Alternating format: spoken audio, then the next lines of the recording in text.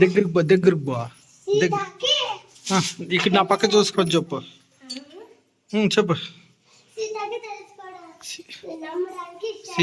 సీతాకి కాదు, సీతాదేవి.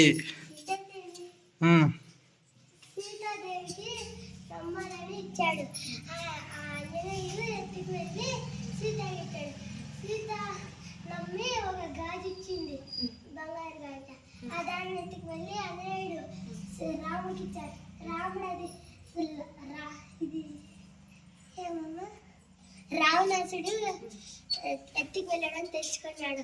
అందుకని కౌటిల్యుని సాయంతో ఆ రాముడు లంకలోకి వెళ్ళాడు. రాముడు లంకలోకి వెళ్ళినాడు.